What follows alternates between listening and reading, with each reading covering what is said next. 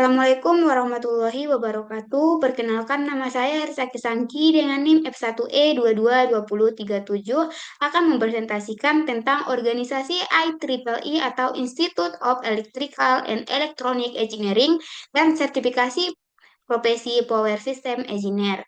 Baiklah, yang pertama yaitu pengertian IEEE. IEEE adalah organisasi profesional teknis terbesar di dunia yang didedikasikan untuk memajukan teknologi demi kepentingan umat manusia. IEEE berfokus pada kemajuan teknologi di bidang teknik elektronik, dan ilmu komputer. IEEE dan para anggotanya menginspirasi masyarakat global melalui berbagai publikasi, konferensi, standar teknologi, serta aktivitas profesional dan pendidikan yang banyak dikutip. IEEE memiliki lebih dari 415.000 anggota individual yang tersebar dalam lebih dari 160 negara. Selanjutnya yaitu tugas dari IEEE, di mana tugas utama organisasi IEEE ini adalah memajukan inovasi dan keunggulan teknologi demi kepentingan umat manusia. Berikut adalah beberapa tugas dan peran IEEE secara lebih rinci. Memajukan ilmu pengetahuan dan teknologi, mengembangkan standar, mempublikasikan jurnal dan konferensi, menyelenggarakan aktivitas profesional dan pendidikan, membangun jaringan profesional, mempromosikan inovasi, dan mendukung pengembangan komunitas. Selanjutnya yaitu aturan-aturan profesional IEEE. Satu, menjamin keselamatan publik dan lingkungan. Dua, mendidik individu dan masyarakat. Tiga, menghindari konflik kepentingan. Empat, menghindari perilaku yang melanggar hukum. Lima, jujur dalam klaim dan kritik. Enam, mempertahankan kompetensi teknis. Tujuh, menghindari diskriminasi. 8. Menghindari pelecehan. 9. Menghindari menyakiti orang lain. Dan yang terakhir, saling mendukung. Selanjutnya yaitu kode etik, di mana kode etik yang pertama adalah menjunjung tinggi standar integritas tertinggi, perilaku bertanggung jawab, dan perilaku etis dalam kegiatan profesional. Ini mencakup mengutamakan keselamatan, kesehatan, dan kesejahteraan masyarakat, berusaha mematuhi desain yang etis dan praktik pembangunan berkelanjutan untuk meningkatkan pemahaman individu dan masyarakat tentang kemampuan dan implikasi sosial dari teknologi konvensional untuk menghindari konflik kepentingan yang nyata atau yang dipersepsikan jika memungkinkan, menghindari perilaku melawan hukum dalam kegiatan profesional dan menolak suap dalam segala bentuknya, untuk mencari, menerima, dan menawarkan kritik yang jujur terhadap karya teknis, dan yang terakhir yaitu untuk memelihara dan meningkatkan kompetensi teknis serta melaksanakan tugas-tugas teknologi bagi orang lain hanya jika memenuhi syarat melalui pelatihan atau pengalaman.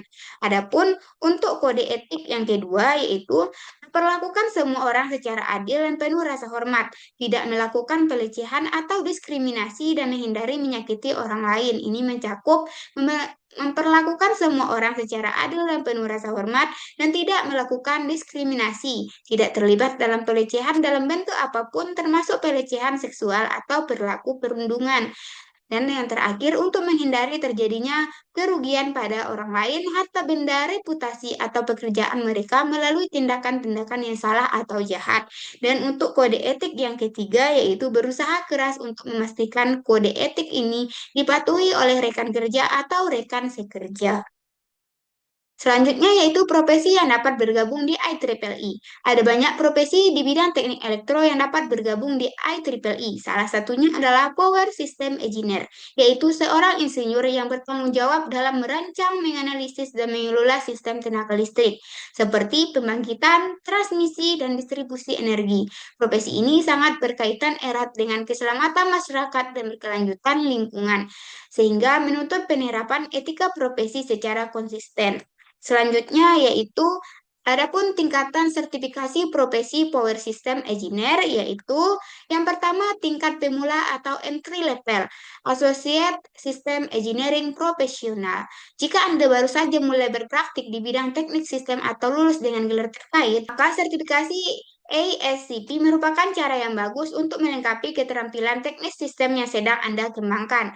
Associated Sistem Engineering Profesional atau ASCP adalah penilaian berbasis ujian untuk pengetahuan teknik sistem. Adapun langkah-langkahnya menuju sertifikasi yaitu satu, jadilah anggota individu. Dua, ajukan permohonan ASCP melalui portal portal.incose.org. Selanjutnya, yang ketiga, bayar biaya pendaftaran. Lalu yang keempat, pembayaran berlaku selama 12 bulan. 5, biaya tidak dapat dikembalikan dan bukan jaminan bahwa Anda akan mendapatkan sertifikasi. 6, lulus ujian pengetahuan INCOSE atau yang setara. 7, hasil ujian dan kesetaraan berlaku selama 12 bulan. 8, ada biaya terpisah untuk mengikuti ujian yang dipungut oleh penyedia ujian. Dan yang terakhir, yang nomor 9, Anda diperbolehkan mengikuti ujian hingga 3 kali dalam periode 12 bulan. Dan untuk tingkat selanjutnya yaitu tingkat menengah atau mid-level, Certified System Engineering Professional. Jika Anda sudah berpraktik menjadi insinyur sistem dengan rata-rata 5 tahun atau lebih pengalaman kerja profesional di bidang teknik sistem, maka sertifikasi CSCP merupakan cara yang sangat baik untuk mengakui perkembangan kemampuan teknik sistem Anda. Sertifikasi Profesional Teknik Sistem CSCP menilai pengetahuan teknik sistem inti dan pengalaman kerja yang menyediakan cara yang diterima secara internasional untuk mengakui kompetensi teknik sistem Anda secara formal. Adapun langkah-langkah CSCP menuju sertifikasi: 1. Jadilah anggota individu INCOSE. 2. Kirimkan materi lamaran. 3. Kirim formulir. 4. Referensi mengirimkan formulir referensi. 4B langsung ke subreferensi@incose.net. 5. Membayar biaya pendaftaran. 6. Pembayaran berlaku selama 12 bulan. 7. Biaya tidak dapat dikembalikan dan bukan jaminan bahwa Anda akan disertifikasi. Terus ujian pengetahuan INCOSE atau yang setara. 9. Hasil ujian pengetahuan dan kesetaraan berlaku selama 12 bulan. 10. Ada biaya terpisah untuk mengikuti ujian pengetahuan yang dikumpulkan oleh penyedia ujian. 11. Anda diperbolehkan mengikuti ujian hingga 3 kali dalam waktu 12 bulan. Selanjutnya yaitu tingkat lanjutan atau senior. Ini Expert System Engineering Profesional. Sertifikasi Expert System Engineering Profesional atau ISCP diperuntukkan bagi para insinyur sistem yang telah membedakan diri mereka dengan menunjukkan pengalaman, substansi, dan kepemimpinan teknis. ASCP memiliki pengalaman yang lebih luas dan lebih dalam melakukan dan pemimpinan rekayasa sistem daripada CSCP.